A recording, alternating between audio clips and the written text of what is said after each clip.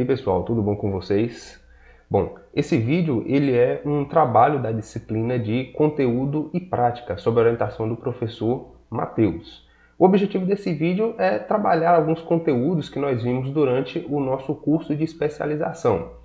Nós somos alunos do curso de especialização Matemática na Prática do Instituto Federal da Bahia, o campus de Ceabra, e contribuíram para a realização desse vídeo, além de mim, Lucas Paulino Silva, também os meus colegas Adriana Miranda, Marcelo Alves, Leonardo Centro-Sé e Luiz Cerqueira. Ok? Bom, o objetivo é trabalhar alguns conteúdos que nós vimos na especialização. Nós vamos fazer isso, nós decidimos fazer isso, resolvendo uma questão de uma edição do Enem. Ok? Essa questão é a questão de número 175 do Enem de 2016. Vamos lá, vamos fazer a leitura da questão. Em regiões agrícolas, é comum a presença de silos para armazenamento e secagem da produção de grãos, no formato de um cilindro reto, sobreposto por um cone e dimensões indicadas na figura. O silo fica cheio e o transporte dos grãos é feito em caminhões de carga, cuja capacidade é de 20 metros cúbicos. Uma região possui um silo cheio e apenas um caminhão para transportar os grãos para a usina de beneficiamento. Então aqui a gente tem o esquema, com o formato e as medidas do silo. E nós vamos utilizar, como o próprio problema vem sugerindo, utilizar π, utilizar 3 como aproximação para π. O número mínimo de viagens que o caminhão precisará fazer para transportar o volume de grãos armazenados no silo é... E aí nós temos as opções aqui. Bom, veja só. Primeira coisa, a gente precisa saber o que a gente tem que determinar nessa questão. A gente precisa determinar o número mínimo de viagens que o caminhão precisa fazer para transportar todo o volume de grãos armazenados no silo. Quais são as informações que o problema fornece para a gente? Olha só, a gente sabe a capacidade do caminhão, que é de 20 metros cúbicos, e nós temos aqui também o formato do silo e as medidas que esse silo possui, ok? Veja só, veja que esse silo ele é composto de duas formas, duas figuras geométricas. Uma é o cilindro, que é essa figura aqui mais cinza, acinzentada, que está na base do silo, e outra que é esse cone que está logo aqui em cima. Vamos relembrar então um pouquinho o que são essas figuras. Em geometria espacial, quando a gente começa a estudar os sólidos geométricos, a gente costuma dividir eles em dois grupos, que são os poliedros e os corpos redondos. Aqui nessa situação, nesse problema, nós temos dois exemplos de corpos redondos, que são o cilindro, que é essa figura aqui que está de cor mais acinzentada aqui, e o cone, que é o que está logo aqui acima do cilindro. O cilindro ele se assemelha bastante com um prisma. A diferença é que ele tem as suas bases circulares. Então ele possui duas bases circulares, essa aqui de baixo e essa aqui de cima também. As duas bases elas são congruentes, tá? Os círculos eles são de mesmo tamanho e são também paralelas uma à outra, ok? O cilindro a gente costuma dizer que ele é um sólido de revolução, porque a gente pode obter um cilindro a partir da revolução de uma região retangular. Da mesma forma, nós vamos ter também o cone. O cone ele também pode ser considerado, ele também é considerado um sólido de revolução, porque a gente consegue construir o cone a partir da revolução de uma região triangular, ok? Ele se assemelha também com uma pirâmide, a diferença é que ele possui uma base circular. Vamos agora determinar o volume desse silo. A gente já sabe que ele é composto de dois sólidos geométricos, de duas figuras geométricas, que é o cilindro e o cone. Então a gente vai fazer o cálculo do volume de cada uma dessas figuras e depois a gente faz a soma e encontra o volume total. Bom, a gente sabe que o volume do cilindro, começando pelo volume do cilindro, vou representar aqui como VCI, é área da base vezes a altura do cilindro. A área da base, se a gente observar ali, a base do cilindro é um círculo. Então a área da base vai ser a área do círculo.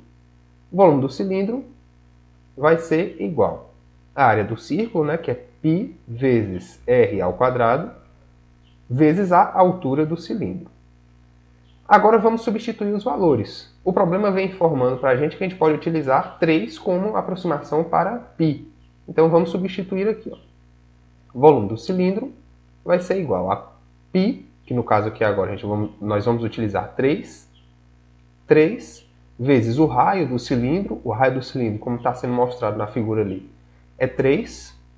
Então, r ao quadrado, 3 ao quadrado, vezes 12, que é a altura do cilindro. Vezes 12. Determinando os valores aqui, calculando aqui os valores, nós vamos ter 3 vezes 3 ao quadrado, que é 9, vezes 12. E o resultado disso aqui, ó, 3 vezes 9 dá 27. 27 vezes 12 vai dar 324. 324 metros cúbicos, ok? Pronto, nós determinamos o volume do cilindro. Agora vamos determinar o volume do cone, que está logo ali em cima. O volume do cone, eu vou escrever como VCO, para a gente saber que é o volume do cone. O volume do cone, ele é 1/3 do volume de um cilindro. Então vai ser o quê? Vai ser a área da base vezes a altura dividido por 3. Né? Se ele é 1/3, então a gente divide por 3. A área da base do cilindro, do cone, melhor dizendo, né? A área da base do cone também é um círculo. Então o volume do cone vai ser igual a π vezes r ao quadrado vezes a altura do cone, e tudo isso, ó, dividido por 3. Substituindo os valores, a gente pode utilizar π igual a 3, né, como o próprio problema já vem informando para a gente, então a gente só substitui. 3 vezes r ao quadrado. O raio do cone é o mesmo do cilindro ali. Então vai ser 3 ao quadrado vezes a altura do cone é diferente. A altura do cone ali agora é 3. Vezes 3. Tudo isso, ó, dividido por 3. Aqui agora nessa etapa a gente pode simplificar, né? Nós temos um 3 aqui embaixo. E em cima nós temos alguns fatores iguais a 3 aqui também. A gente pode simplificar. Vamos simplificar aqui, ó. Simplificar esse 3 com esse 3 aqui. E aí nós vamos ficar com o seguinte resultado. Nós vamos ter 3 vezes 3 ao quadrado, que é 9. E 3 vezes 9 vai ser 27 metros cúbicos também. Então, nós temos já o volume do cilindro e temos o volume do cone.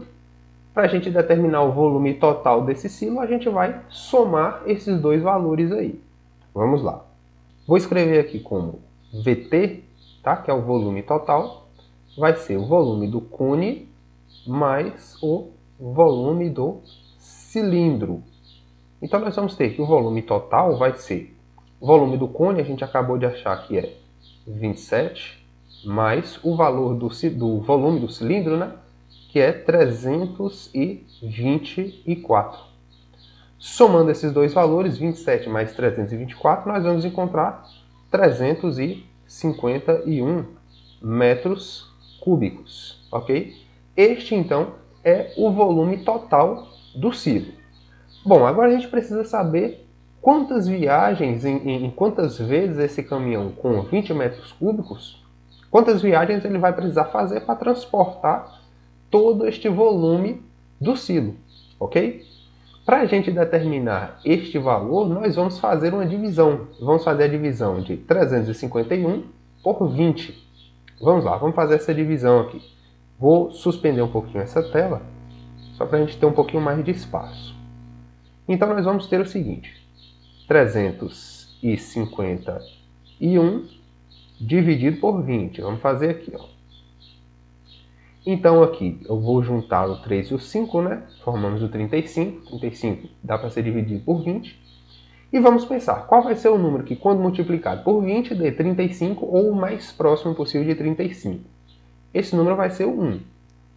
Porque eu sei que 1 vezes 20 vai dar o próprio 20.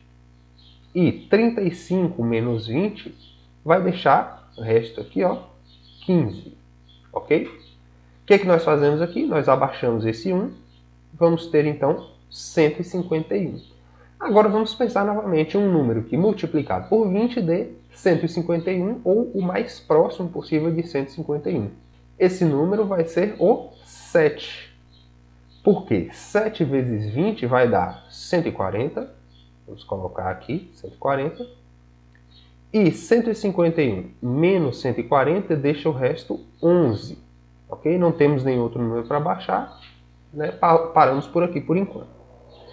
Então você deve pensar de início. Bom, 351 dividido por 20 deu 17. Daí você encontrou esse resultado e você deve pensar o seguinte. Você vai nas alternativas e vai lá e marca a alternativa C, que deu 17.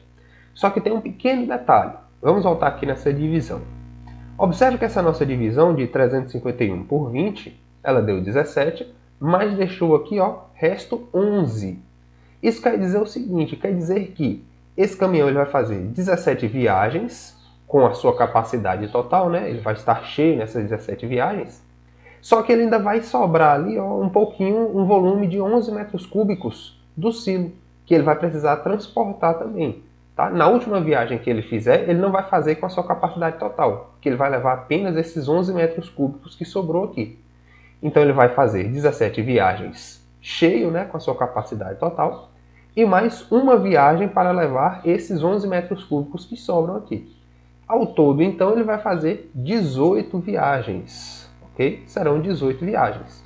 E aí a alternativa que responde essa nossa questão é a alternativa D, 18 viagens. Tem essa pegadinha no final aí que é bom a gente ficar atento, viu? Quando a gente vai resolver esse tipo de questão. Então a alternativa D responde essa nossa questão. Ok? Bom, se você gostou desse vídeo, deixa aí o seu like, deixa seu comentário também e compartilha com outras pessoas, né? Caso você conheça alguém que vai gostar desse conteúdo, compartilhe com mais pessoas também. Valeu, um abraço e até a próxima.